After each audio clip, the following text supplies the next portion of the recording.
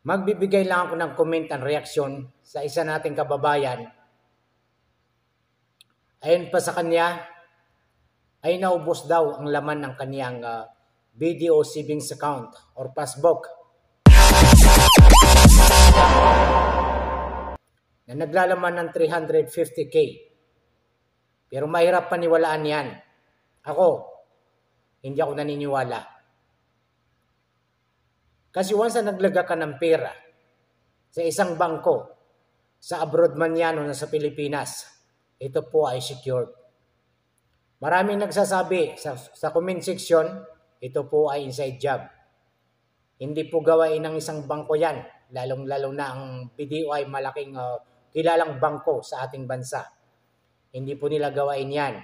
Pero nasa sa inyo lang po yan kung maniniwala kayo sa akin o hindi. Ang pera po natin sa bangko ay secured yan. Kagaya ko po, ang bangko ko ay BPI.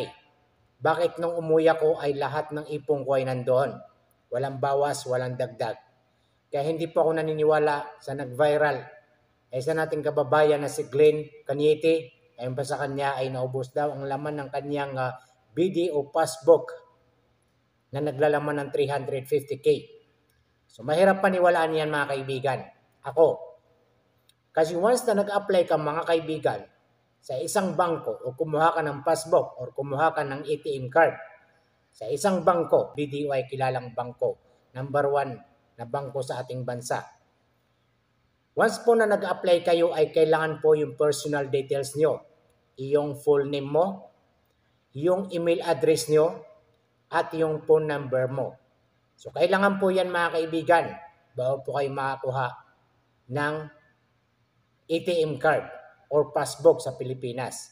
Sa ibang bansa kasi mostly ATM card ang ginagamit, automatic teller machine.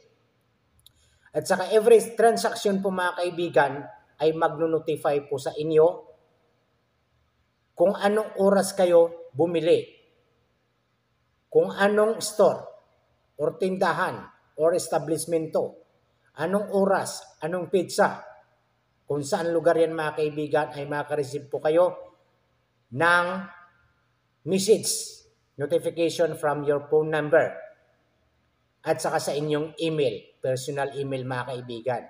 Kaya mahirap paniwalaan mga kaibigan ang sinasabi ni Glenn Cañete, isa nating kababayan na OFW rin. Ayon pa sa kanya ay naubos daw ang laman ng kanyang BDO passbook. Naglalaman ng 350k. Hindi po ako naniniwala rin mga kaibigan. Kasi every transaction po ay makaka-receive kayo ng notification.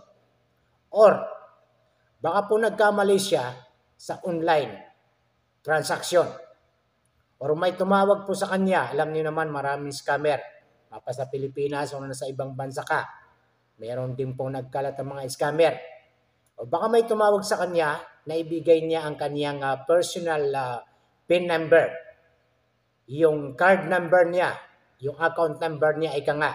O naibigay niya sa tumawag sa kanya. Kaya mahirap paniwalaan mga kaibigan sa comment section ang maraming nagsasabi, kapabayaan daw ng BDO, inside job. Bakit ka mo mga naniniwala sa mga haka-haka lang? Wala pong tugon ng BDO riyan na ito po ay inside job. Hindi po gagawin ng bangko yan na kukunin ng pera nyo. Milyones po ang pera o pundo ng isang bangko, lalo-lalo na ang BDO ay number 1 ng bangko sa ating bansa. Hindi po nilang kayang gawin yan. Once po na naglagay kayo ng pera sa isang bangko or kilalang bangko, ito po ay secured. Makakaasa po kayo.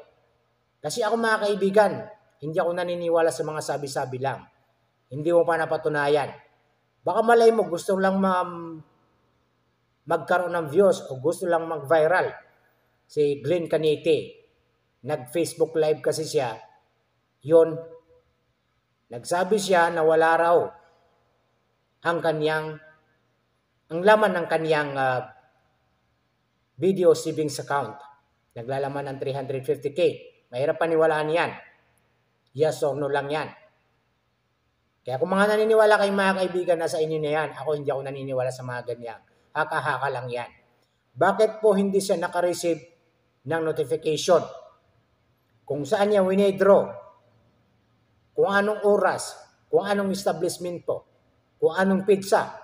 Di ba po, pag nag-purchase po kayo, ay makaka-receive din po kayo ng notification. Lalong-lalo na po ang OTP, one-time password po. Pag notify sa inyo yan.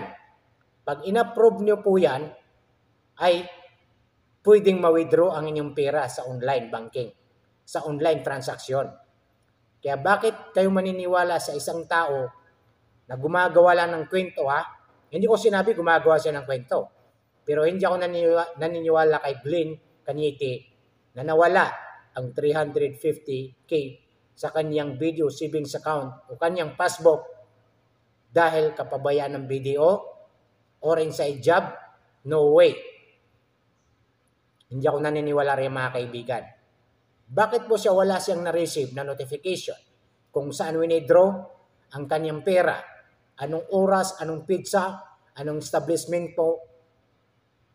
Kasi alam mo mga kaibigan, sa mga ganyan, gusto lang sumikat, gusto lang magpasikat. Kaya bakit maniniwala kayo? Ako hindi ako naniniwala. Kasi ako, naghulog din akong pera sa BPI, pero buo naman yung pera ko. Kung magkano yung nahulog ko, yung din po ang laman ng aking savings sa BPI. Kaya hindi ako naniniwala sa mga sabi-sabi lang. Wala siyang nabanggit sa kanyang Facebook Live kung magkano yung na-withdraw, kung anong oras, kung anong pizza, kung anong establishment po na na-withdraw ang kanyang pera. Ang sinabi lang niya, naubos ang laman ng kanyang video savings account or passbook nang naglalaman ng 350k. Kaya nasa sa inyo lang yung mga kaibigan, ako hindi ako naniniwala. Maling akala, gusto lang magpasikat ni Glenn Cañete. Hindi ako naniniwala sa mga ganyan. Hindi mo pa napatunayan, maniniwala ka na. Kaya nagbigay lang ako ng comment and reaction mga kaibigan sa isa nating kababayan si Glenn Cañete. Kung talagang naubos ang laman ng kanyang video savings account or passbook, ay bakit hindi siya magreklamo? Simpleng bagay lang mga kaibigan. Pumunta kayo sa BDO. Una sa Pilipinas kayo, magreklamo kayo. Kung talagang nawala, ipakita niyo kung saan na-withdraw, kung anong oras o anong pizza, malalaman niya mga kaibigan kung saan na-withdraw, kung anong lugar na parte ng BDO yan. May nilaman yan ng mapaprobinsya. So baka nagkamali lang siya mga kaibigan, na ibigay niya ang kanyang personal details, yung kanyang password, yung bank account niya, sa isang tumawag sa kanya. Maraming scammer mga kaibigan, ganin ang gawain.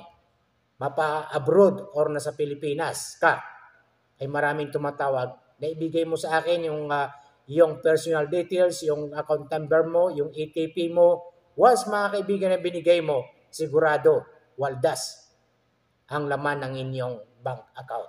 Kaya huwag po kayong magbibigay. Payo ko lang sa inyo. Huwag po ninyong ibigay ang inyong personal details. Nasa sa inyo po yan kung maniniwala kayo sa kanya or hindi. Ako basta hindi ako naniniwala sa kanya. Yun lang po mga kaibigan. Maraming salamat sa panonood. Please comment down below kung nagustuhan niyo ang video ito. Have a blessed night.